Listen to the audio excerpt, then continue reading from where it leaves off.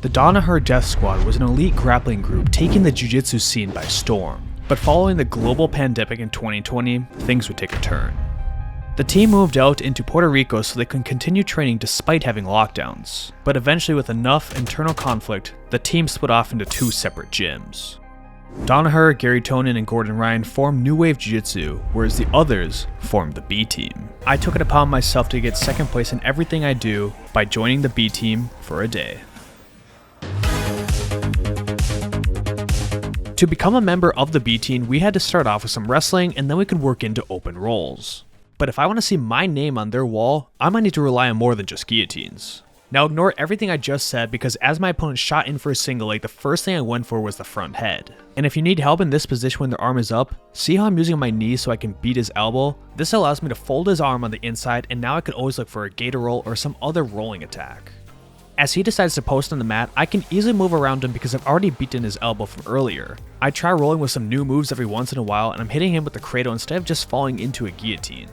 I'm sure that won't bite me in the ass later. My opponent does a good job trying to regain his posture by looking up and starting to stand up, but because I'm still behind his elbow, it's easy enough for me to drag him back to the mat. Now if I was better at jiu-jitsu and not just focusing on wrestling, I might actually throw a hook in like William Tackett did to me. But I decided to give him an early Christmas gift by standing up and putting my leg in a perfect spot so he could roll through and try to attack my foot. I'm not going to pretend I'm some wizard when it comes to a leg lock game, but I look way too ridiculously calm for being in a bad position. Things start to get a lot worse for me as he inverts and he rolls me over to my back. I was fairly safe when I had all my weight on my knees, but now I've set him up for tons of leg attacks he could hit me with. Notice that he has control over both of my legs and all I have for control is his one arm. This is what you would call a ticking time bomb because it's not very good control when you're trying to defend yourself. I'm trying as hard as I can to not give him heel control, but I should have fallen to my butt and conceded to 50-50. Unfortunately, my ticking time bomb had its sweet release and I had to tap to the heel hook. Remaining loyal to the B Team, I put myself in second place, but I wasn't going to make the same mistake again where I'm not going to latch onto the guillotine if I see it. As I get to the same front head from earlier, I immediately snatch up onto the guillotine and roll him into mount. He's doing a good job putting himself in an awkward angle so it's more of a neck crank than a choke, but rest in peace to that neck because I'm going to go for it once again. When in doubt, just keep spamming the same submission, eventually it should work for you, even if it's not this time. Now for the faithful commenters that say I go for the guillotine too much, look at the difference in positions I land in because I went for it versus when I didn't. Here's a little cheat code you can add to your game. When they control the far side underhook and half guard, by going for the near side underhook, you can prevent them from getting on their side and entering the dogfight. Then by sprawling out with my legs, I should be able to hold them in half guard for a pretty long time. This is more so used in MMA, but if you want to control somebody, it's a great spot to sit. Now unfortunately for me, I didn't clear his butterfly hook on the other side, so I was able to use this as an over-under sweep to get on top of me.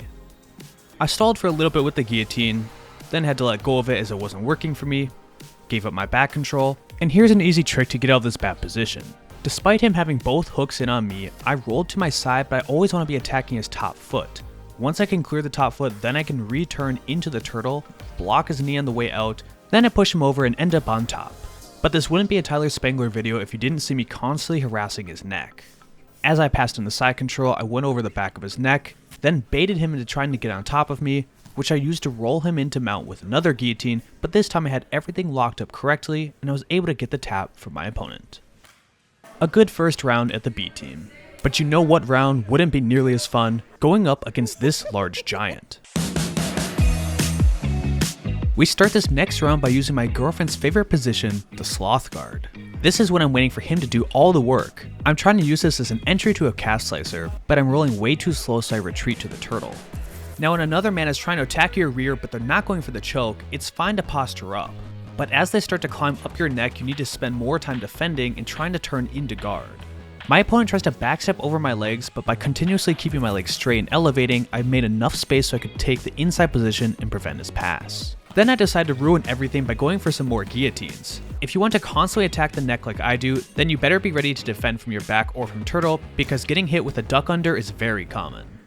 Things are starting to look pretty grim for me as he has complete back control and my arm is controlled. But notice where my right arm is. By cupping his knee and controlling his choking arm, he's not able to lock up the body triangle. Now he has to go for a different attack such as the half Nelson, but I can keep kicking my legs free until I've successfully defended the back. And then I end up tapping out as he passed my guard. Earlier in that same day, I landed on someone's knee when I did a big lat drop, and it hurts enough to the point where a child could tap me out. Maybe if I buy this instructional, I won't be so soft. By this point, I was tired of being underneath this large animal, so I decided to take the top position. He decided to drive into me for a shot, so of course I latched onto a guillotine, but one thing I noticed about the contestants in Texas is that everybody rolled to their back. Obviously they don't want to get submitted by the guillotine, so this is a good choice, but you concede your position every time. Whereas if you hand fight, you don't need to roll to your back and give them side control, so if you're trying to be a competitor, I would first start off by hand fighting. Now look at this. Even though puberty wasn't very giving to me, I'm still able to hold down a much larger man by using the cow catcher. We want to make sure that we control them with a chin strap, and at the same time we use our right hand to push through for the underhook. From here I use this to flatten my opponent, put him in the crucifix, then take him out with a strong crossface. There's no secret that once I had him here, I wanted to keep him here as long as I could. Being able to last more than 30 seconds at anything as a guy is extremely impressive, and that includes this mount control. But alas, all good things must come to an end. He eventually found his escape, flipped me over as I was trying to go for an attack, and we ended the round in turtle. Now you may be wondering at this point, why am I not rolling with any of the main guys? And I think the obvious answer is because they're scared of me. But the real answer is that Craig is currently in Australia helping out a UFC camp, Nicky Rod was competing against Gordon Ryan the same night, and despite having a very large YouTube channel, they're not large fans of having other people come to film. Potentially in the future I can come back and roll with them. For the last roll of my video, I finally got to satisfy one of my childhood dreams. No, not the dream of no longer being a ginger, but instead being bigger than someone else. I started this roll off by thinking like a wipeout again. That meant falling back for a footlock instead of passing guard. While the camera angle isn't great to see, I went belly down to finish an ankle lock, just like I did in my last video by driving my hips to the mat. The result was the same by getting a quick tap, but I promise I'll do different moves. As I'm looking around trying to decide how I'd like to pass this guard, he surprises me with an early present by willingly putting his neck into my guillotine grip. You can't really blame me for taking the free submission. When it was his turn to be on top, he was going ham with the body lock so he could try and jump over my guard. But unfortunately for him, size certainly matters, so I was able to time his step and take him all the way into full mount.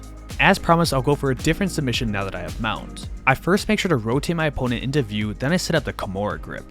From here I can bring my right leg over the head, fall back, and I hit him with a nice arm lock. I also got him with one of these arm locks, but let's not talk about that one.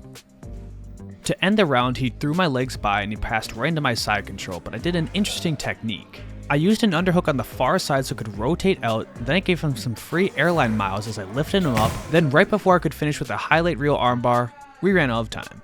Overall, it was an interesting time at B-Team. I would have loved to have rolled with the pros even if they would have completely smashed me, but sometimes schedules just don't work out. At least in the next videos, you'll get to see some other pros as long as you subscribe to the channel.